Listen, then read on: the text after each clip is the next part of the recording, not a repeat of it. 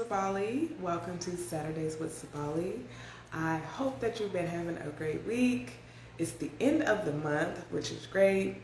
I do got like some sinus stuff going on, so apologies in advance. Hey, I'm trying to add you. Like, yes, it takes a couple minutes sometimes.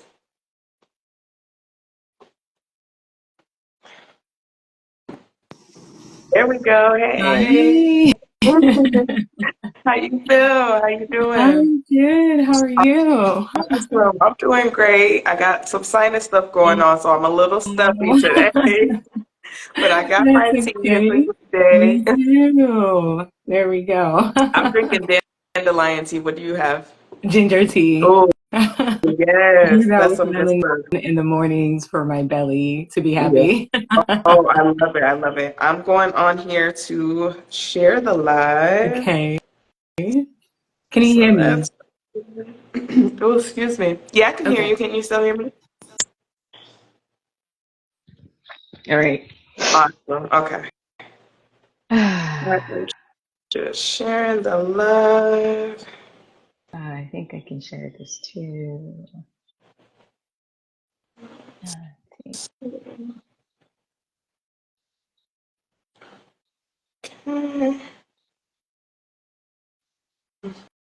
Hmm. I saw somebody else jump on. Excuse Yes. me. It's okay. I'm like, not today. I'm not in the mood for this today, but it's okay. Yeah, it's life, right? Yes, exactly. Going with the flow, which I Mhm. love.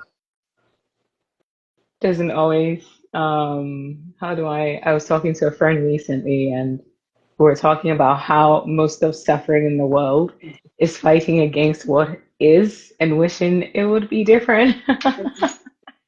But if we would just take a moment and be in the moment, it changes Mhm. everything. That's something that I have been thinking a lot about, excuse me, because my circumstances don't look how, in my mind, it should be this way. Right? But that's not doing anything just because I think it should. It's not that way. And that's okay. That's part No. of the human experience, learning to be in this moment, learning to Mm. enjoy this moment, and really feel like, what does it feel like for me? How am I in this moment? So, yeah, agree. I totally agree. Well, we're going to go ahead and Mhm. get started. Excuse me. Okay. Because it's 9:03 and people will come in and go out as they will. Mm. And then I will be posting this, of course, after, and I will, of course, send you a copy as well. Again, SaBali Okay. here, Saturdays with SaBali, where I bring millennial plus women from all over the world together so that we can have chats about what it's like to be a woman, about being a woman in this era, about owning our power, about living Mm. a well lifestyle, about finding and living our happiest lives, and all of those things. So I'm going to go ahead and let you introduce yourself. Excuse me. Let you introduce yourself to our Mhm. audience and tell about what you do. Okay. Before we start, I usually open my spaces with like 3 deep breaths just to ground into the space. If you will engage with me since we're talking about wellness. For Absolutely. those who are joining or those who are watching, I invite you to close your eyes. Wherever you, if you can, if you're driving, that's a no-no. But wherever you are, I invite you to just close your eyes. Drop your feet on the ground. Notice or feel the earth beneath your feet. If you're sitting, notice what is holding you. Allow your glutes to relax onto the seat. If you're holding your shoulders up, allow them to drop, even if it's just half an inch. And then we're going to take together a big deep breath in through our nose. Fill our belly all the way. Cycle it. And then exhale out of the mouth gently. We'll take the second breath in through the nose. See if you have more space in your belly to make it grow a little bigger. Hold for just a second and then exhale out of your mouth completely. And then we'll take one last one. Picture your belly like a balloon, like a kid blowing a balloon. See how big you can blow it without bursting it. And then we're going to hold for 5, 4, 3, 2, 1, and then we'll blow it out as though we're blowing a candle, very, very gently, very slowly. Take any movements that you feel you need, and then when you're ready, you can open your eyes and join us. Wonderful. That's usually like my way of getting out of my head and into my body. Every single time. It's just like 3 breaths, but it makes such a difference. And I needed that too, because usually I'm still in bed by this time. So I'm my an early body's like, riser, so I get up quite early. But yes, most of the people I know are like, yeah, girl, that is too early for me. And that's okay. It takes all of us. It takes all of us. yes, yes. So, your question, who am I and I guess what I do? Currently, who I'm being in the world. Well, my name is Emefa Boamah for those who are hearing of me, meeting me the first time. In Western language, I say that I am a women's life and business coach, more like an entrepreneur coach. And I guide women to sort of a multiple ways, but right now it looks like women who are here to do big things. I support them in doing those out of the fullness of who they are and not at their cost. So out of their own well-being, out of their, when they're full, they can serve the world without burning out, right? So I do that through mostly embodiment and somatics. And I think that's what we drew us into talking about what that looks like, right? Because it's a word that is like thrown around a lot of the time. Like people just say it and assume that other people understand what it means.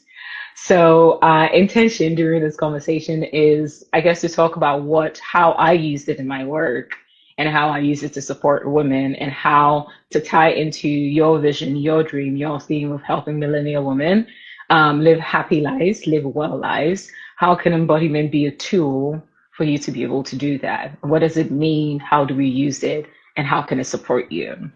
So, lineage wise, I come from Ghana, West Africa. I'm from the Ewe tribe. My mother is from the Ewe tribe. My dad is from the Krobo tribe. Um, and that feels very important. You see that almost everywhere I talk about myself because I stand on the shoulders of the women that came before me. My grandmother is particularly a very like influential part. She's gone, so she's like an ancestor that I'm usually connected with. I do this because they're always behind me. And I talk to them like, "Hey, what's up? How are you doing this?" And they're like, "Yeah." So my ancestors are a very big part of how I lead in the world, how I channel, how I communicate with spirits, how I commune with them. And it's also important to say how I do what I do. And I lead by saying using Western language because if you think of it as like someone coming into my world, it's the pathway, it's the doorway for their brain to recognize what I'm saying. And then I speak to them through what feels true for me in that moment, which is just sitting in the murky waters with women in the most like painful parts, with the ability to hold their pain with them, but not take the pain on as my own. Right? Um, and embodiment is a huge being in my body. Is a huge way for me to know when I'm encroaching into someone else's space and when I need to back off and allow them to have their own experience. So, for the sake of this, I think that suffices in terms of introducing who I am. Sure, for sure. I love that you bring up your ancestry. A lot of us, particularly Black or melanated American women, and men, but we just don't know where we come from. And we've done the research, and a lot of us still can't find, excuse me, much information. And that's that's where my journey has taken me. I've tried the ancestry.com. I was adopted as a Mm, teenager, so I did know my birth family, but the information is not necessarily widely known. And there are still a lot of things, a lot of traumas, a lot of mhm, secrets being held even to this day. And so it's been a little bit of a journey. Um, mm, and being safe in my body and knowing who I am apart from other people is a big part mhm. of that. Because it's very easy to be like, well, I should have this, or I want to have this, or why isn't it happening for me? But then just coming back to where I am, who In I the am in this very moment, moment. that's what transforms all of it. Yeah. So, excuse me, what got you started in this kind of work? Mm. I'm tuning in to find out how far back we want to go. um, I I want to say consciously, I was called into this work. If I think back to my childhood, I am a survivor of sexual abuse. And I did not know it for a very long time until like much later in my life. And when I found out, it made sense to me, right? It made sense to me why I was living the way I was living, which was very fast paced, very, I mean, I grew up in Ghana. I moved to the United States as an adult. And there were a lot of things when I look back at my life now that just made sense of how I was living. And then when I found out, maybe about a decade, roughly about a decade ago, I had a few years after that that my therapist then describes it as like it was this unconscious suicide attempt I was making, which is just making very, very unhealthy and dangerous choices that would put me in situations where I didn't have to like physically, right, do anything to get my um and then I ended up in therapy. And I remember talking to, it was like specifically trauma informed therapy for sexual assault survivors. And it was, I mean, a lot of the talk therapy worked. It helped me like pinpoint a lot of like my behavior and the cause of my behavior then. But I went to this retreat in Utah, which is organized by now SAPREA, and it was a retreat for female adult survivors of child sexual abuse, which I was like, the commonality while we were there was not exciting or happy or anything, but we were there. And we had a Muay Thai section of it. There's like a physical section of it. And I remember I was assigned to the only guy that was there. And before we had been told, you're like, oh, you know, if you've never punched anything before, you know, you can let out the anger. And I'm like, sure, I'm not an angry person. I don't express any anger. And when I tell you, I punched this guy like 10, you have to do 10 punches. Something came inside me, SaBali, that I was just like, I let out this scream, and the parents who were there describe it as like when their child is hurting and they don't know how to explain, or like a wounded animal, and they don't know how to explain the sound. So after I let out the sound, I was just like in a fetal position, and all of the people, all the women were around me. And I remember the man trying to touch me, and I think I let out this like growl. And I got up, and I remember there was like a song playing, and I remember having the choice. This is like written in my journal. I was like, Emefa, you have an option here. You can go down the path that you've been going and just like pretend this didn't happen. You never get this opportunity again. Or you can actually face this with the support of the women that are around you. And that was the first time that embodiment came into my language. I was like, what is this thing? And it was also the first time I realized that I was actually outside of my body, right? So I came back and I started boxing. I started looking up the concept of embodiment. This was 2019. And then we had the pandemic in 2020. And I was sick, very, very sick. I had a near death experience. almost died. And in that experience, it was like revealed to me that my purpose is to serve women. So I think for me, the medicine of like being in my body and how much it made a difference in my life led me to seek transformational embodiment coaching, which is where we lead out of like being fully in our bodies. And most of the foundational concepts in what I teach in my coaching world, in my practice, and with other people is about, it comes from that concept, like how do we remain present in our five bodies? And I'll explain what our five bodies are in a little bit. But that's where, if I think about it, I was like, oh my gosh, how have I been living outside? Which makes sense.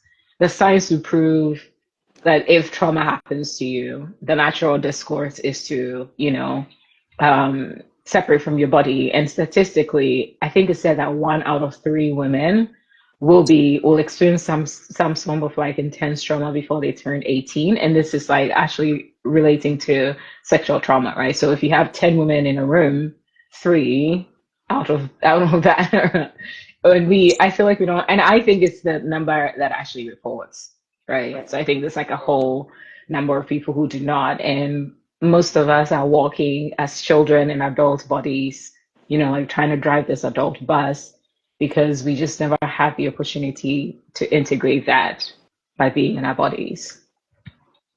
Yeah, and that does make a lot of sense as far as I was also abused in all ways, but definitely sexual trauma multiple times. And when I look back and I think about like because I have kids, I have Mm, 3 kids.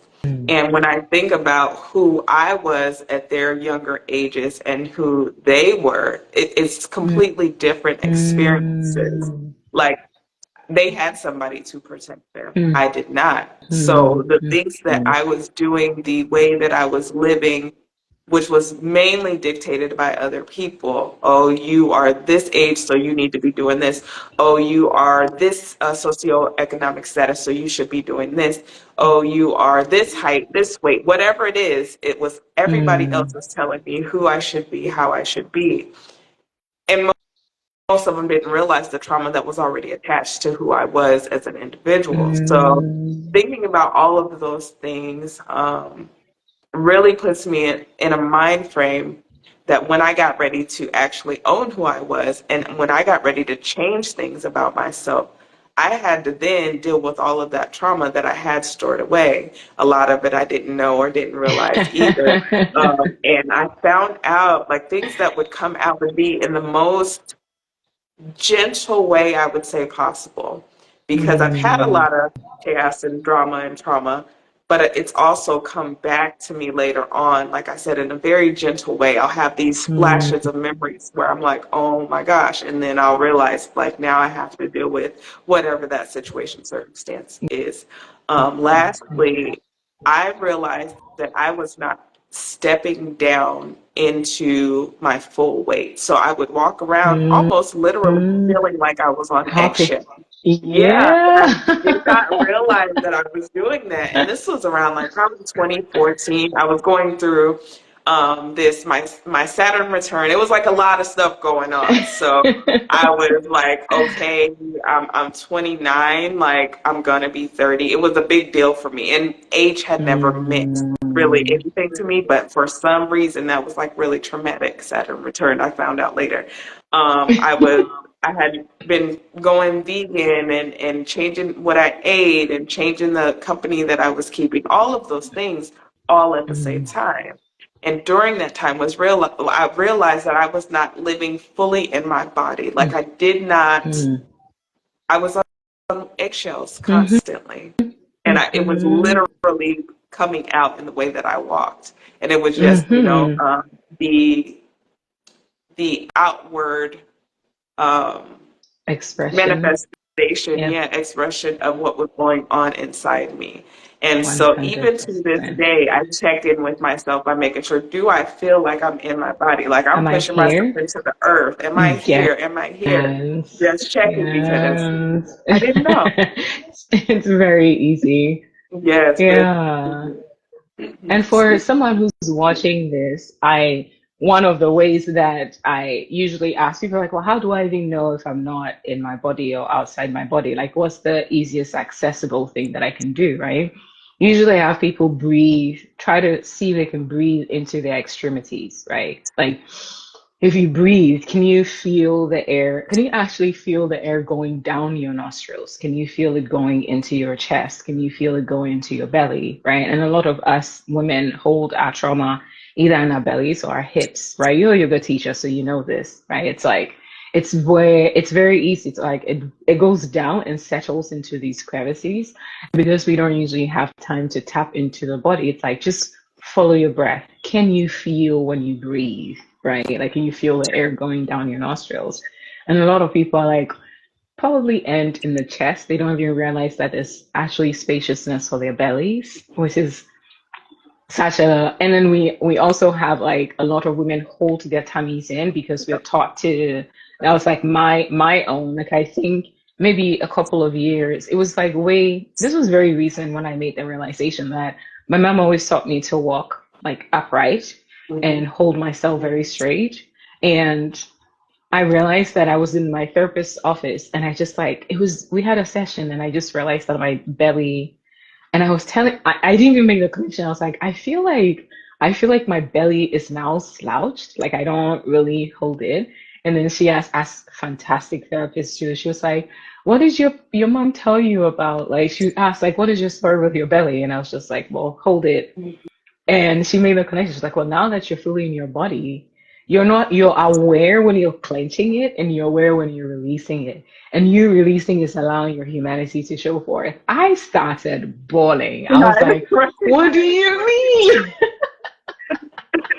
Love a good Like, therapist. what do I you love mean? a good therapist, okay? I was like, what do you mean? And it's just since then, it's like, it helped me reshape even the way that I work out. I used to be like, when I tell you, I used to be like heavily into workouts, trying to get this belly fat to go away, which, you know, when you look back on your past version and you were like skinny, and then you thought you were not skinny, and now you're like, girl, I'll give anything, right? Right. But also just accepting the humanity of like, this is just how life grows, right? And we could have a whole other conversation about what society teaches you to be or act or sound based on what you look like, based on which weight category they put you in, based on how you choose to have your hair, what you wear, how you speak, the kind of relationship you have. That's a whole other conversation, right? But it's very like the between what is imprinted upon us consciously and subconsciously, media, conversations, parents, whatever, and how we think we should be based on that. It takes a very intentional decision, right? To choose to live in your body in a way that feels safe for you. And Yeah, learning what that even means, because a lot of exactly. times if we've experienced trauma, we internalize it and it becomes our fault. And so Exactly. you can trust somebody who's allowed Mhm. certain things in their life, right? Logically, of Mhm. course, you wouldn't trust somebody if that's what you think about them, is that they've allowed Mhm. negativity in their life, they've allowed Mhm. themselves to be hurt. So we have to be very careful with the language that we're using, and with coming to terms with the things that have happened. The way we do that is very Mhm. important. Very different. Yeah. Which Excuse leads me. me into like how embodiment really comes into the picture, right? So in my training, I was introduced to this concept of like the five different bodies that we have, right? Five coaches. And I usually carry a Russian doll with me. I can't find it, but I carry a Russian doll with me to like talk about the concept, which is that we have the physical body, which is this is the one, the meat seed, the spirit seed, whatever you want to call it, right? We beneath that we have the energetic body, right? And then we have the emotional body, the mental body, and the spiritual body. So when I teach people about embodiment, most people think that embodiment is just the physical body, right? And because sometimes they don't have the capacity to feel themselves in the physical body, they assume that they're disembodied. This concept, right, gives people permission to choose which body they can whichever one is most accessible to them. Because a lot of the time, people also demonize being in your mental body, because they're like, oh, like the mental body is someplace, but it's also just one of our bodies, right? So when I give people the concept that you can start, if the most accessible one for you is your mental body, let's start in your mental body. What does it look like to be there, right? So I'll describe what those are. The physical body is where you feel your physical sensations, right? It's where the five senses are. So we talk about sight, smell. I'm probably going to miss some of these. Sight, sound, smell, touch, and taste. So you have these, right, in the physical body. And that's where usually when someone says, where do you feel it in your body? That's what they're talking about, the physical body. Then the energetic body is associated with the mostly common seven chakras, right? So it's how are the different chakras that you have, which are, you have the root, solar plexus, sacral, heart, throat, third eye, and crown, right? So that's like when people talk about the chakras, that's where the energetic body lives, right? And I describe, for me, the most common one I describe is like, and I have this thing that I usually carry around me, which like has a combination of them. But it's also like for ways for people to ground the physical. I will talk about like the heart being the center to connect all of these, right? Because the heart, if you think about the seven chakras, right, the heart connects your humanity, which is the lower three, with your divinity, which is your higher three, right? So when people are confused about what do I need to focus on, like what is the thing that I need to focus on, I tell them like always find your way to come into your heart, because once you're there, you can either go up or you can go down, but you have the capacity, right? And then we have the emotional body, and the emotional body usually, when you can tell when someone is speaking from that side, is they feel an emotion. I feel sad, I feel joy, I feel angry, I feel, right? So that's the feeling. And then we move forward to what's the manifestation of that feeling in your body? Like, where do you feel it? That's how we connect the two, right? So if someone says, I feel joy in my heart, they're connecting right, we go back to the heart chakra. That's what they're feeling in their body and their chest. And that's how they combine all the three. The mental body is where stories about yourself exist, right? It's like where you form your concepts about the world, it's like, think of it as like a bank. It's where people make deposits and people make withdrawals about how you see the world. Right. So if someone says, oh, I think, that's how you mostly know when someone is existing or they're speaking from their mental body. It's like, I think, I intuit, the story I'm telling myself, that's where that comes from. And I've noticed moving here that a lot of people in Western cultures, because of how we're raised and what we're taught, this is where we mostly logic over everything, right? So we allow the negative expression I describe of the mind is when the mind logic bullies you into making a choice. It's like, why make this make sense, right? Like, let this be practical, let this be logical. And that's where the mental body comes in.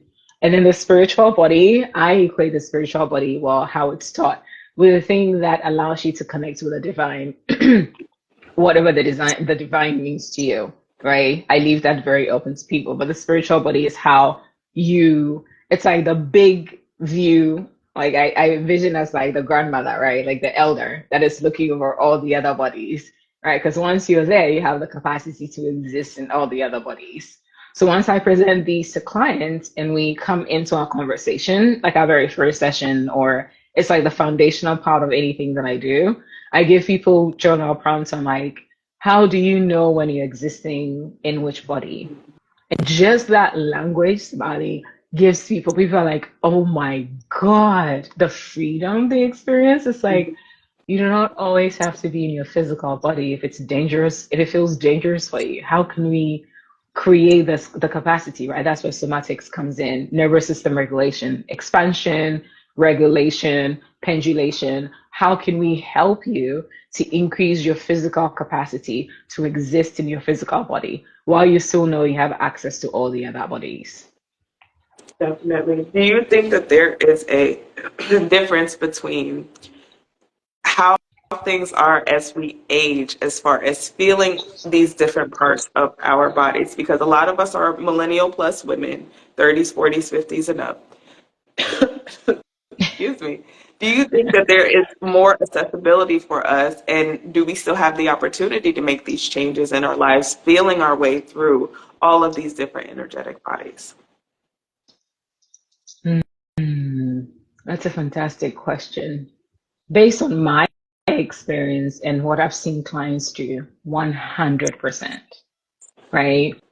What it takes is the person's desire, right? So three things: their capacity, their capability, and their willingness is the way that I describe it. Those are the three things. Like someone can have the capacity to do the work, right? Capacity can mean various things. They can have the money, the time, the community, the resources, energetic, whatever it is to do the work. But if they don't think of themselves capable or willing to do the work, then we're not going to get anywhere, right? Someone can think of themselves capable, like I think I can really do this, which is like a mindset thing, right? But do they really have the capacity? Do they have the community to be able to do that? Now you can have the two of them, right? And then, but if you're not willing to do the work, because it is work, right? I'm not going to sit here and say it's all roses and you feel it's hard work, and it is one of the most impactful hard work you ever do because it sets the foundation for you to live the rest of your life, no matter what age you are, right? And as women grow older, right? Like it's almost like I had a friend who just sent me a text yesterday. He's like, I'm in this point in my life, she's in the 50s. I'm this point in my life where I actually don't care what people think about me anymore, right? Because I ask people conversations. And if you ask people, like I have this practice where I teach my friends and my clients to write their eulogy every year, right? And as they grow older, and the people that have done it, yes, they start to realize that some things they don't really care about. Like I don't care how I look, maybe I do, but I didn't care. I don't. And when I was 24, 25, I cared so much about having a partner and like how I looked and what I said. And now I really don't. I really don't care much about it. It's not like I don't care. It's just my priorities are different. So as you grow and your priorities change, there's more, I find that there's more focus on how do I feel in the world? What am I leaving behind? What legacy do I want to make? What impact do I want to make? And how do I live the rest of my life in like as enjoyable a way as possible? Because maybe the first two acts of their life has just been really challenging. But you just get to a point where it's almost like what people say, do you care about? Maybe you always will, but not as much as you did when you were younger. And that really, really gives them the opportunity to explore ways that they can really inhabit these five bodies. Yes. I love that. I I see you was talking to smiling a a lot. friend. I was talking to a friend about that too, about how like we're aging in chronological years, Mhm. but the level of I really don't care about X, Y, or Z, that is like more profound and it feels better than it may have once felt because a lot of us call ourselves people pleasers. But in reality, we've allowed that identity to be part of who we are, right? We can't Yeah. please the people. They can't be pleased on their own. Like it's on us to decide, yes, I'm going to do that or no, I'm not going to do whatever it is to ideally make them happy, make them feel good. So as we grow and we decided to start taking our power back, we decided to start feeling into our own bodies, we decide to start becoming more of who we want to be, then those things start to look a bit different. And we can say, well, I really don't Mhm. care about that as much. And that be an okay thing because, yeah, same thing. 20s were a lot different than it is at almost 40. It feels very different to me.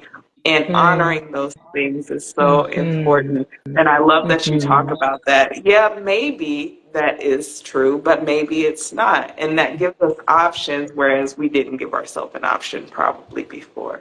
So that's really important. Yes. How can we bring Yes.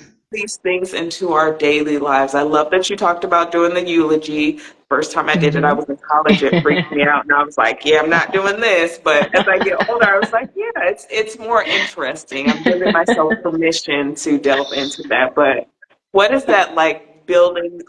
Excuse me, the Mm. somatic experiencing into our daily lives? I love that question. It's like I think of like what's the most accessible thing that you can do, right? And breathing, breath work. I mean, now when you hear breath work, there's so many connotations to it. There's like very complicated ways of doing it. There's very like easy ways of doing it.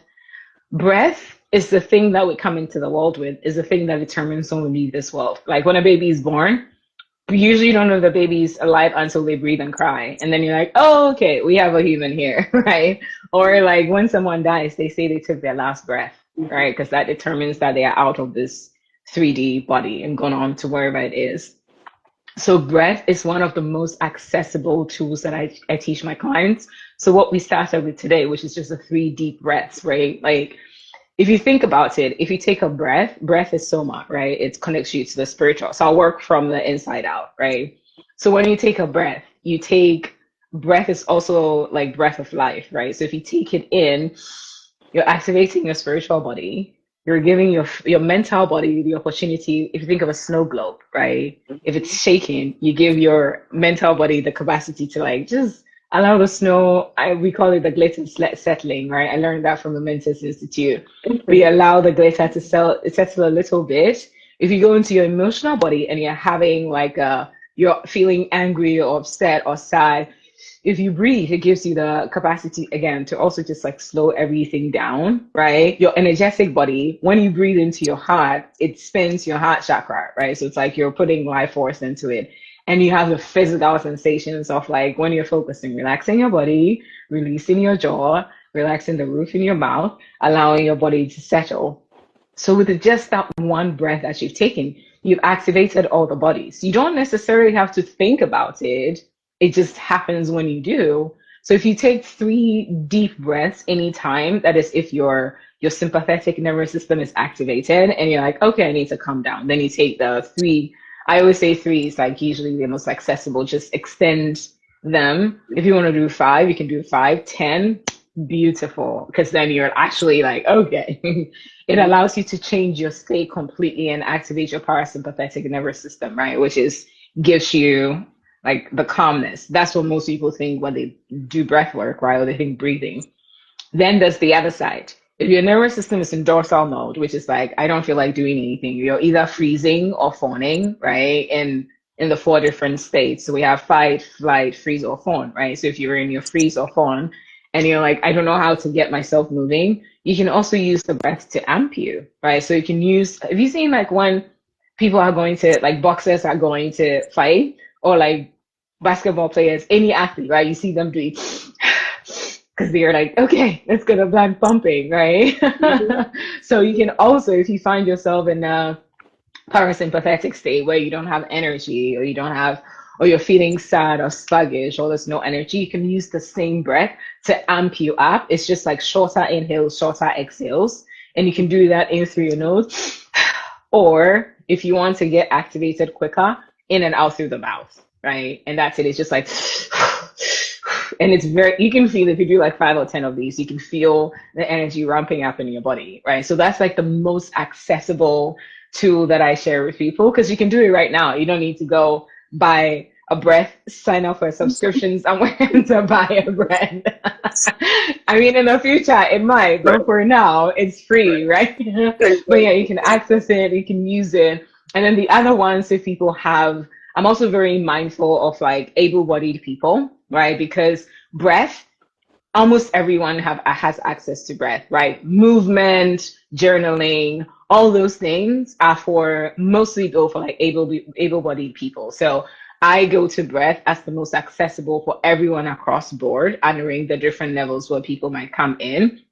And then if you wanted to step into something where you can use your physical body, this movement, there is touching the earth, whether that's dancing, working out, whatever it means for you to move your physical body. Because by moving your physical body, if there are emotions that are stored, you can move emotions as well. If your brain is cluttered, you can move and like actually get it out. So combining movement and breath work is like, okay, thoughts settle out, right? Settle out while I'm moving. And that's just the way that I visually experience things that are happening. And then you have other tools like journaling, if you can write. When people think of journaling, we think of writing, right? But it doesn't always have to be writing. It can be auditory, it can be a video, it can be whatever you have access to that you want to use. Because when something comes through, and sometimes I'm not like trying to find words to write it, takes away the essence of it. So I will probably speak, I have a bunch of audio and videos in my dialect that when I'm ready, I'll translate, right? And then write. But until then, keeping the sacredness of it in as is one of the ways that I would share that. So those would be meditation, I feel like is such so much higher, not as accessible for people. Meditation, mindfulness, all those are other tools. But if I had to recommend three of them, breathing, moving when you can, and journaling. Because those are the three ways that you can actually get processes moving. And journaling can get you out of your facets of being onto something external so you can look at it objectively. Yeah, I love breath work. Absolutely have had some very big changes in my life just based off of breath work, particularly using it in like chanting. I'm using that as a form of breath work, and I find that to be very Mm. satisfying. A lot of people are employing these practices and they don't even know it. So sometimes Yeah. we'll just be making these ah, trying to find our way to our calmness and our center. And we're already doing the breath work. We don't even realize that that's what we're doing. Or getting up, we're like, oh, Yes. I just need to take a walk. You're like, oh, I just need to take a walk. But really, you're doing emotional, spiritual work and you don't realize that you're doing it. Same thing with chanting, but that's Mhm. obviously, you probably know if you're chanting, you probably know you're chanting. But that's been so calming for me. I love the way it feels Mm. in my physical body. I love the way it opens my chakras. That is something that Mm. feels so good. Like when you can feel it Yeah. happening, it feels so good. And being cognizant to those things is really important. Exactly. Mm. Excuse me. Excuse me. Um, the changes that you've seen in your clients, can you talk about any of those in general terms, obviously? Mm. Any kind of changes that you've seen in your clients or friends, because I know that you are very open with the work that you do. Helping your friends to get on board is so important, and a lot of us don't do that because we're shy or we're nervous. But how has that journey been for you? How is that getting other Mm. people their transformations and talking to them and teaching them? Oh my God, that's always a beautiful question. I'm in the process of launching my podcast, and I interviewed a client yesterday. And I was just like sobbing in a sense because we worked like a year ago and then we haven't been in touch. Like we just have various touch points. And to see her from our very first moment of like when we met, the fact that she wasn't aware that she was even outside of her body, like it was a very simple touch when we met. And I remember like almost watching her come alive from like actually touching her. And she was just like, and watching the changes she made, like very big changes. And then she was at a breathwork and cacao ceremony that I hosted, and it was her first time. But afterwards, like to see the changes that she made, and now she's back to dancing. She's back to like, she has a vocal coach because she's back to owning her voice. She's had her own journeys with medicine and other things, and now just like breathing and moving. And I asked her this question. I was like, what was it? And she talked about that moment when I touched her hand and just like saw her. Because before that moment, we were talking in a very like, oh, I want to work with you as a coach conversation. And then by touching her, it switched from, if I have no idea what I'm doing. Like, where do I go from here? And just like letting down those walls. So I think it's like what I've noticed in my clients is seeing them and hearing what they're saying and what they're not saying, right? It's the difference.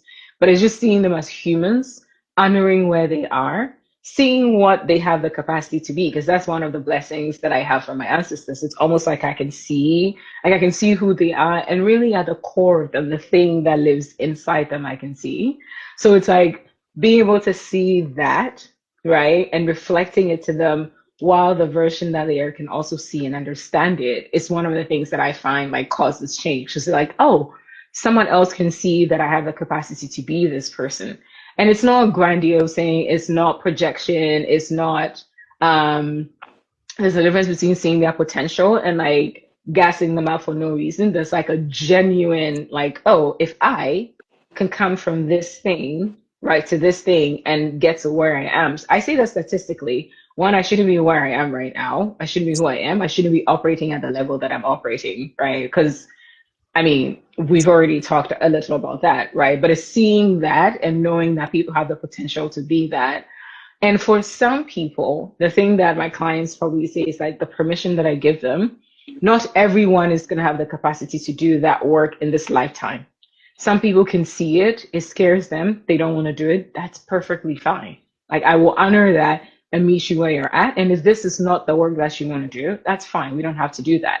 I have a client where we don't talk about embodiment in the terms that I use. I've been working with her for a very long time. But she has this beautiful intuitive ability to just like embody things and do them. That when I reflected to them, like, do you realize that you're doing this? She has this like surprise, like, oh my God, because it's the talking about it and using words doesn't work for her. It is in the living and the being that changes her.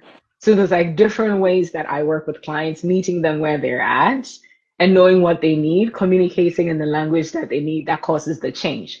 It's not really, I say I'm process agnostic. I have a bunch of tools, but it depends on what the person in front of me is needing. And that's how they experience their different miracles. So no two clients are the same.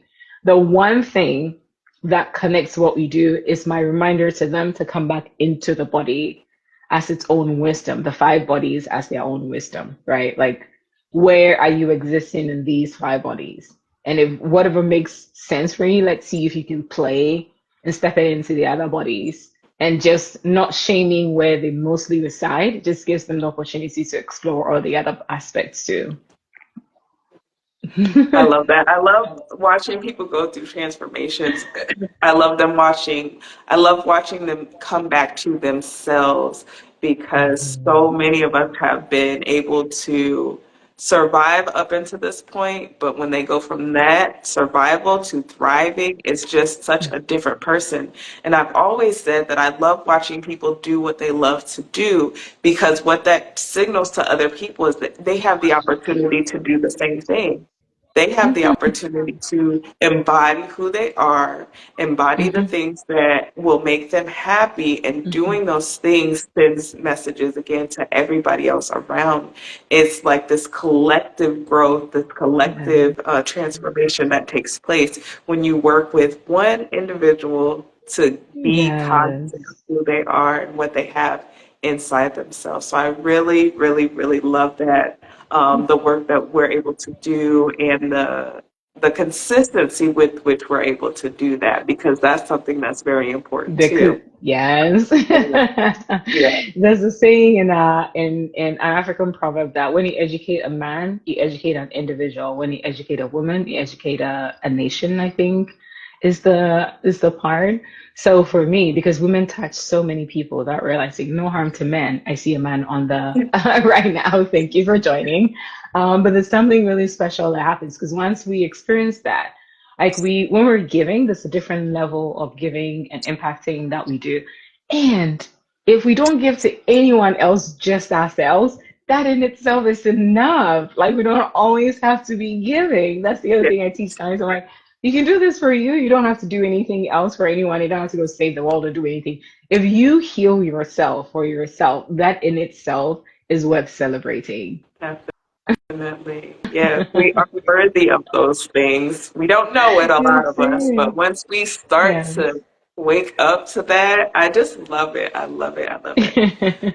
What would you tell someone who is interested in getting some services and speaking with Hmm. you as far as you becoming, excuse me, their guide in all of this?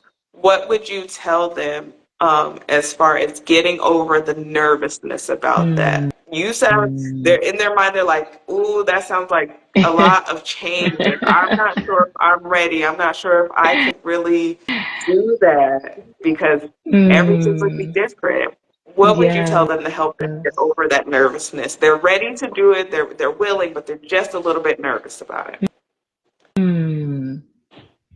What would I say?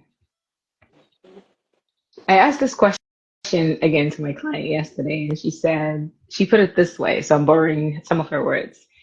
If someone came to you and you had a dream, maybe you want a partner, you want a house, you want your business to make a certain amount, and the person said, hey, for $10,000, $20,000, whatever it is, for a certain amount of time, I can guarantee that you would get the thing, that you would do the thing. Would you invest?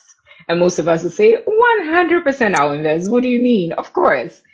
And then the person says, well, you do have to do some work, right? You're like, of course, if you can guarantee me this result, of course I will do it, right? Now, I cannot guarantee, sort of, I can, but it takes you and I working together for that to happen, right? Time is going to pass anyway. 3 months from now, 6 months from now, a year from now, the thing that will determine how you are sometime in the future is the decision that you make. You can choose to be doing whatever you're doing right now and sit with the nervousness and, let time pass by because time is not going to stop. Or you can take faith, like you can take a step of faith.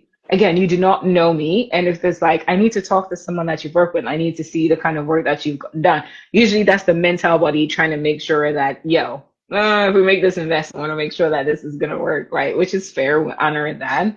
But one of the ways that I guide clients in making a choice that works for themselves when they contact me is having a pathway meditation with them, which I allow them and their body and their wisdom, their intuition to decide the path that they want to do, right? And then once that happens, then we look at the three things. Are you willing? Are you capable? Do you have the capacity to do it? Usually that nervousness signifies, okay, I know there's something wrong right now, but they say, well, the devil you know is better than the angel you don't know. Like this unfamiliar thing, I know it back to back, right? Like I don't know what it would look like to change my life. I don't know what it would look like for my family, my friends, my partner. What if I change? And that's a very, very valid concern to have. The question I would invite you to is, do you want to remain the same sometime from now, 3, 6, 12 months from now, or do you want to have something different, right? And the question about what if it doesn't work? What if it does work? What if what you're afraid of is it actually working and not work, and instead of the other way of not working, right? Because when you're different, there's a cost to it. When you remain the same, there's a cost to it. The question to you is, what is the price you want to pay, Yeah. right? But yeah, that's where I would start with that conversation. And if they book an alignment call with me, mostly what we're doing is just like talking through, hey, what does it look like for you sometime in the future to make this decision, right? It's not up to me. It's up to them to decide how they want to move forward and what they want to do. My role is to see them, walk with them, see the bigger vision, help them make the bigger vision accessible to themselves, and customize a journey that works for them based on where they're at. Awesome. I love your passion for the work that you do. I love that you have a passion for women because it's so important to have people who care about us. It really is. And Mm, even if, people see you today and maybe they don't book today, but they're like, like she has something. You know yeah. what I'm saying? She has something. I want them to see your light and I want that to continually draw them in. And that's exactly what you're doing Mm, by sharing your story, by speaking out. Thank you thank so much for being you. very transparent because the stuff that we talk about can be very heavy, right? It can be heavy, it can be overwhelming, but the way you present it is in a way that these things are not insurmountable. We can get No, through all of this we stuff. So can. that's wonderful. And one of the things that I find my clients talk about is just the playfulness with which we address these things, because life is serious enough as it is, right? It's like you survived the thing, whatever the thing is, right? You made it. Whether battle scars, yes. But right now, all we're doing is tending to the scars, right? And ensuring that you're not in a place where you're inviting it back in, consciously or unconsciously, right? So if we can do that with as much playfulness and levity as we can, please, let's do it, right? And for the people who are not ready to work with me, I have a bunch of free resources. If they just go to emefaboma.com on my page, they can find a bunch of resources that will walk them through whether it's embodied, like they want to build a business from a place of embodiment, or a meditation to help them ground into their body. I have a 5-minute meditation that they can access for free. But yeah, I have a bunch of free resources if they just want to get to know me, because I think of my relationship with my clients as like dating. I'm not going to just see and be like, yo, I want to marry you. It does happen. Yeah. And that's perfectly fine. But for most people, it's like, I want to have a first date with you. I want to connect with you. I want to know what it looks like, what it feels like for them to engage and have a felt sense of what it is. And then when they're willing to work with me, my doors are always open. Awesome. Awesome, awesome. Okay, Yes, we're thank coming to the you. close, so let me ask you, excuse me, what any books or resources that have been coming Mm. to you lately that you've been studying? For those of us who are maybe wellness professionals or on the other side of things, what kind of books or resources, podcasts, any of that that you would recommend or that's been kind of speaking to you lately? Oh my gosh. I'm looking at my books that I have. I'm like, wait. Like I got so much all the time. I'm always trying to soak in all the knowledge, so I get it. Yes. Okay. So I'm thinking of how I can answer this question in a way that's pertinent to the conversation we've had. I will talk about the books that have been like impactful for me in terms of like accessing different body parts. So for the energetic and the spiritual body, the subtle body by Cynthia something. Cindy, I have to find. But The Subtle Body is one of the books. It's a heavy read. It's also more like a manual, but it's my go-to when I'm trying to understand something energetically, either for myself or my clients. So that's one that I would recommend. I love, this is like The Big Leap by Gay Hendricks. Is It's like I've read this before, but now I'm like, wait, what? But that talks about, like, if you've heard of the zone of genius, upper limits, like the physical ways that sometimes we can tell when we're blocking ourselves from physically being in our body and enjoying what we have. He puts it in a really, really accessible way. It's an easy read. Um, I also love so this book, It Didn't Start With You, by Mark Warlin, talks about like how intergenerational trauma is passed down, and like case studies on how they've worked with people to identify these patterns and how to break them.